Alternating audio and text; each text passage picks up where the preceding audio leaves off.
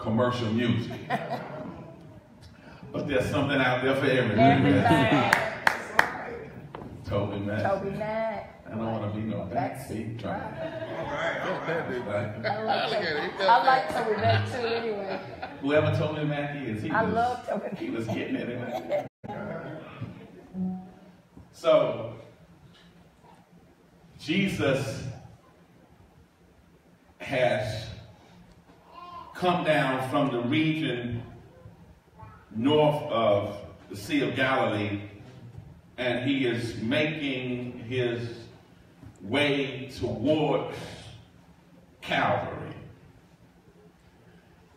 It's the third year of his earthly ministry, and he has to start to put some things in place because his time was drawing to a close.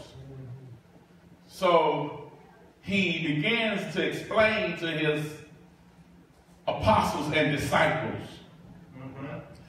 that he had to go to Jerusalem, that he had to go on trial, that he would suffer many things at the hands of the Sadducees and the priests and the scribes. That's right.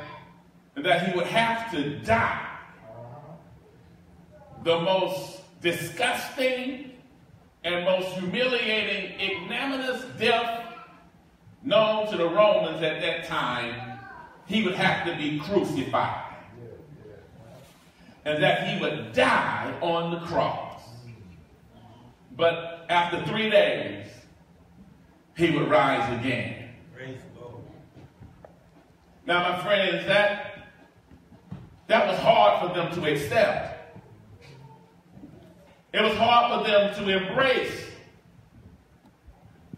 Why would one who walked on the water, why would one who fed thousands, he fed 5,000 with a boy's lunch, but later, right before this episode, he fed 4,000 with 7 loaves and a few fish.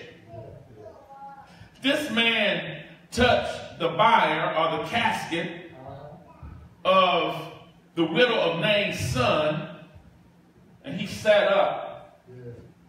He woke up from the dead and started talking. This man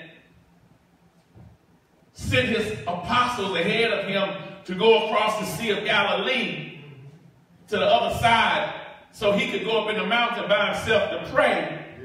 And while they were still in the boat sailing, he came walking across the water. How are they going to accept that now a man of superior intellect, superior spiritual relationship with God, superior in every capacity, he was a superior human being, he was supernatural, he was God incarnate. Now he was going to die at the hands of some chump Sadducees.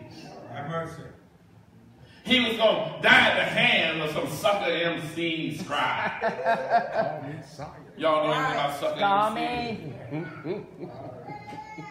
He was going to die at the hands of some chumps that didn't have authority. That's right. Didn't have power. Couldn't get a prayer. Their prayers hit the ceiling and come back down. And they're going to get rid of Messiah. Have mercy, Lord. You realize that's kind of hard to believe. But it was his declaration.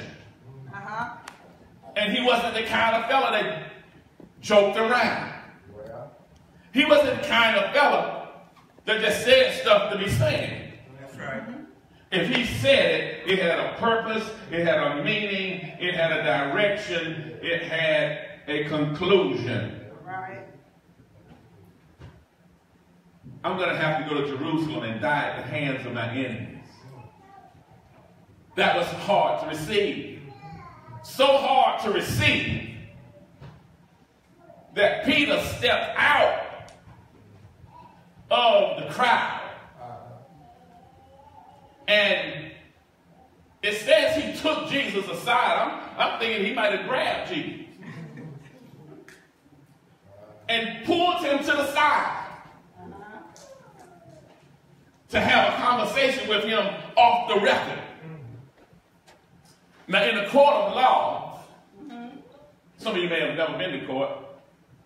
Some of you might have been too often. But anyway, in the court, when the attorneys are at a stalemate and the prosecuting attorney and the defense attorney are openly arguing in court, the judge in many instances will say, sidebar. And the two parties will step away from the audience and talk to the judge privately to try to clear up their dispute. Peter takes it upon himself that he has authority, that he has some type of clout, that he could actually apprehend Jesus and counsel him. I'm going to give some counseling to he who stepped out on nothing and reached back through something and grabbed hold on to anything and shaped and molded it into everything and flung it against infinity and created the heavens and the earth. I'm going to give counsel now to the one who put the bark in the dog and the meow in the cat. I'm going to counsel with the one who named every star and put them in their place. I'm going to try to advise him. Because I'm uncomfortable with the decision that he has made. Sometimes we don't agree with God's decisions. That's right.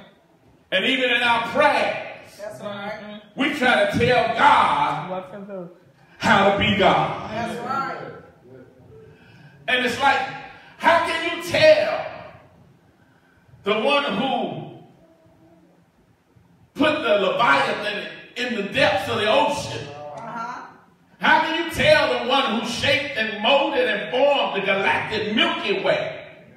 How do you give counsel to the one that put neutrons and protons and electrons in your brain? All right. How can you counsel the one who designed the eyelid and the cornea and the iris? What are you going to tell God that God doesn't already know?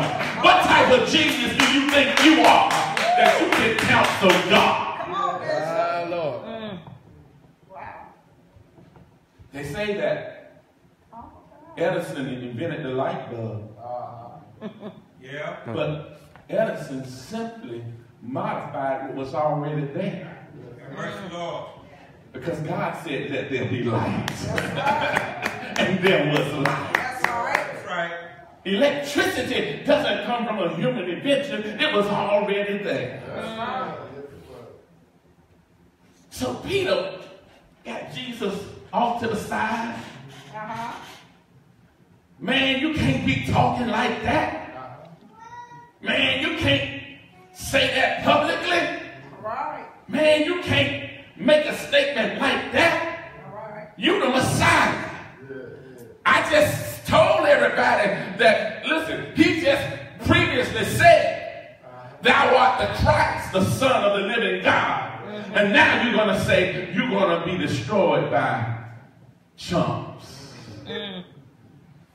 and clowns. Right. Man, you can't be talking like that.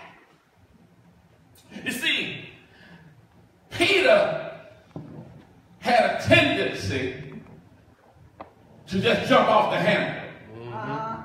You know, just say some stuff without thinking about it. And here's one of those instances where his feelings got in the way. And you see, when your feelings get in the way, you tend to say and do things that make no sense. All That's right. good. Because you let your feelings overwhelm you. And a lot of us wear our feelings on our sleeve, on our legs. Sometimes it's written all over your face how you feel about something. And when you let your feelings dominate you, you lose your rational mind. Ah. So Peter begins to rebuke his Lord. He rebukes his creator, Have mercy, Lord. the maker of heaven and earth. Because Peter did not like the decision. And Peter did not want the word to get out That's right. That's right. that Jesus was going to have to suffer and die. He wanted his image to remain intact. Because you see, as Jesus went, so did the disciples go. And while it seems that Peter here is trying to protect Jesus, he's also looking out for his own personal interests. Because the first law of nature is what? Self-preservation. Peter's thinking, man, if Jesus go down like that, I'm going down like that. what about me? What about my existence? Will they come after me next? Don't say that, Lord. Don't bring yourself down to that level. And all of a sudden, Jesus flips on Peter. Jesus let Peter pull him to the side. But now he turns his back on Peter and approaches the crowd that's listening and waiting on his response. Peter tries to upstage Jesus in front of everybody. Now Jesus flips on him. Jesus says, "Get thee behind me, That's right. Hasatan, adversary. Get behind me. Yes. You're not on my level. You can't tell me what to do. That's right. I don't take advice from you." That's right. Notice in the text that Jesus doesn't say, "Get behind me, Peter." Because he realized Come on. That's right. that Peter is now subjugated to a possession by Satan. Have mercy. Satan has moved in on Peter and taken over Peter's rational mind. See, sometimes people say and do ridiculous things because the devil has invaded their intellect. And they're saying things that normally wouldn't come out of their mouth. All right. Satan gets in Peter, and Satan warns Jesus not to say All right. that couldn't happen to him. And the reason why is that Satan didn't want Jesus to go to the cross. All right. Satan didn't want Jesus to hang up high and stretch out wide. He wanted Jesus to die. That's why he tried to drown him on the Sea of Galilee when Jesus was below the deck sleep. See, Jesus had fallen asleep, and the fellows were sailing across the sea, and a tumult, a storm came and almost capsized the ship because the devil was trying to drown Jesus. Because the devil did not want Jesus to get to the cross. He knew that if Jesus could get to the cross, that he could save an entire world. So he's in the background saying, no, you're not going to go to the cross. Don't say you're going to die on the cross.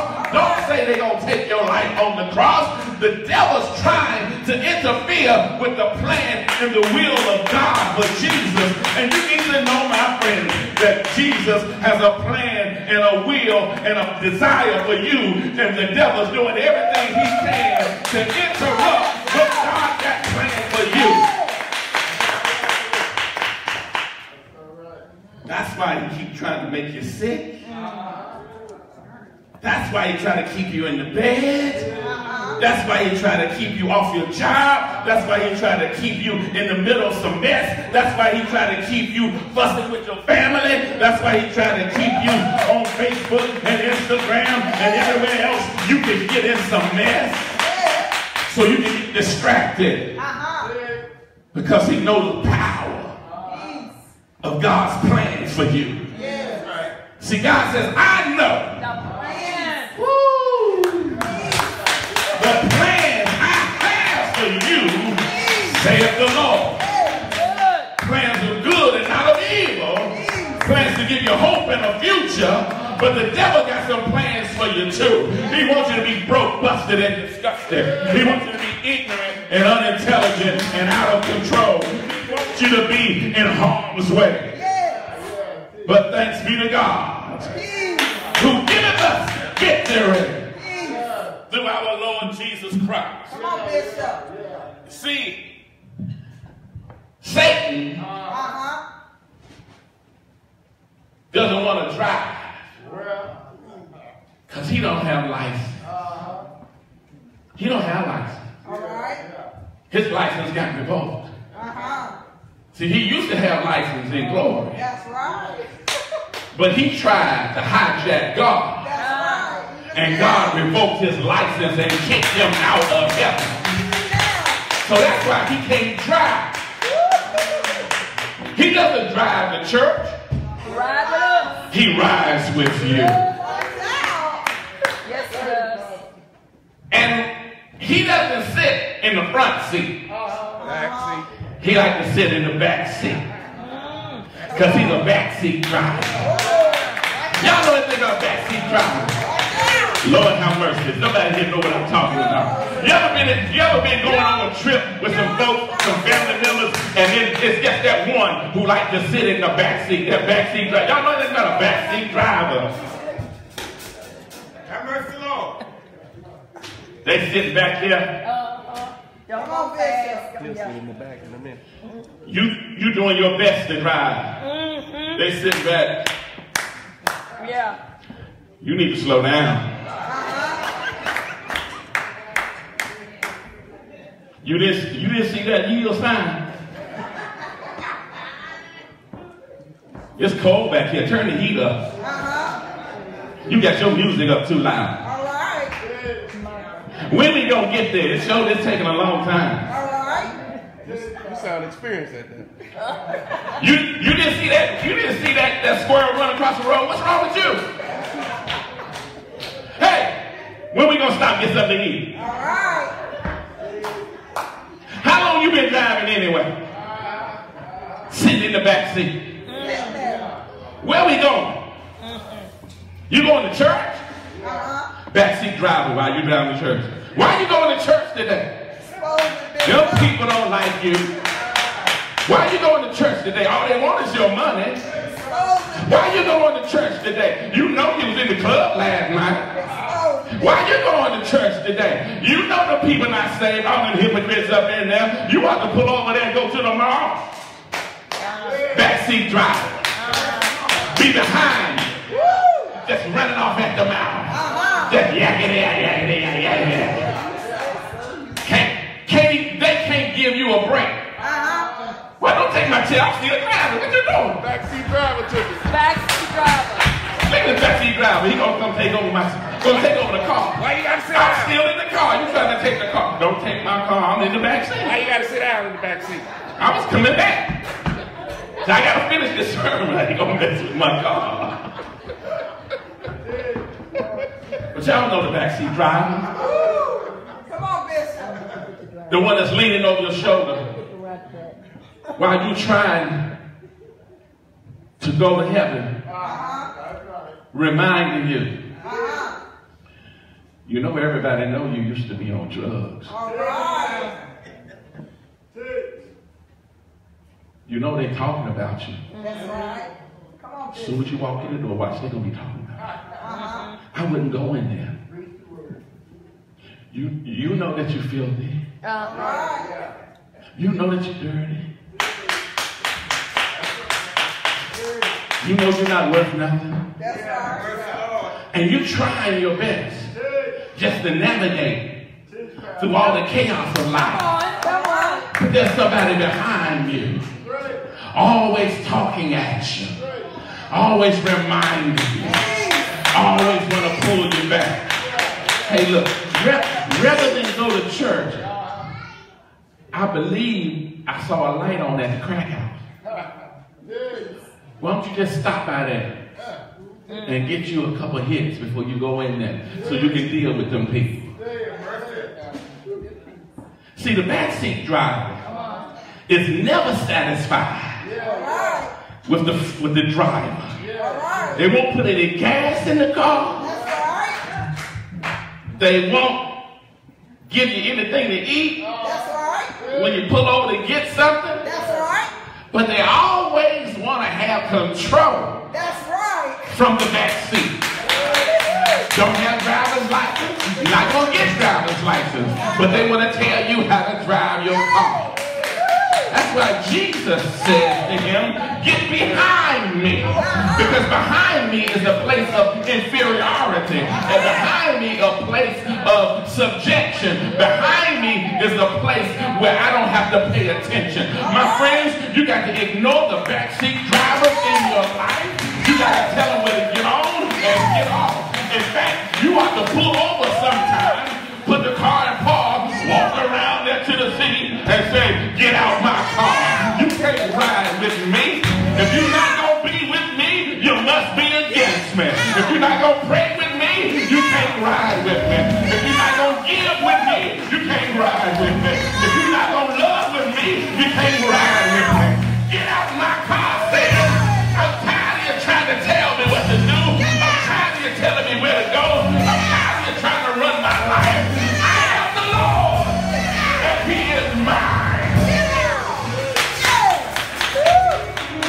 See, the backseat drivers in life will always find something wrong with you. That's right. They'll find something Here, look that's at flawed. That's right. They'll find something that's jacked up. Yes.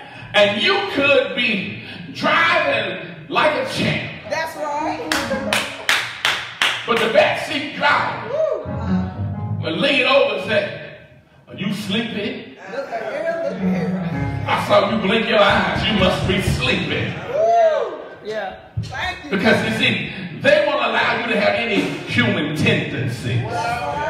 They're so uncomfortable with their own humanity that they're always questioning your humanity. And so some folks you can't let ride. That's right. That's right. That's right. Some folks you can't, you see a walking, you know, and you're Christian and you say, I'm going to pull over and give them a ride. Sometimes you better let them walk. Because they better walk and then ride. And because they'll mess up your car. They'll leave all kind of mess in your car. Be careful about the backseat driver. When they get out the car, it'll be all kind of mess back there. Because they leave the residue of their negativity in your car. They leave the residue of their anti-attitude in your car. They leave the residue of can't, won't, will not do in your car. Stop letting them ride. Don't pull over. Wave at them. Blow the horn. Oh, that's how you walking. God bless you. Because see, sometimes we give folk a ride. And they say, hey man, can you stop over here? I need to run in this store. That's right. And you pull over. Watch out. Say, I'll be right back. Drive off. I ain't going long. I'll be back in a few minutes. Just hold on, man. I'll be right back. Watch Hold out. on. And then they go out and they go to the store. You be sitting there in the car and everything be fine. Then you just go. All right, man. Let's go. Yeah. There it is. And then they come pick you up and take you to jail. That's right. And you didn't even realize that the trash you picked up went in and robbed the convenience store. And now you're going to do 7 years as an assessor. Don't let the devil ride. Don't let him in the car. That's right. Don't let him get a seat. Don't let him get comfortable. You got to rebuke him when you see it. Peter tried to rebuke Jesus. Jesus flipped on him and rebuked him and said, get behind me. Take an inferior position. You're not on my level. You can't sit up front with me. You can't tell me what to do. I'm the maker and the creator and sustainer of the universe. I got all power in my hand. I don't need you to tell me how to drive. Because some folk who ride with you don't even know the destination that you're headed to. They're just along for the ride. Don't even know where you're going. And if you don't know where I'm going, you can't pray for me. If you don't know where I'm going, you can't be on my side. If you don't know where I'm going, you can't encourage me. You can't pat me on the back. You can't push me because you don't know where I'm going. Because you're just a back seat driver. That's right. God bless you today. Help me smile on you. The grace of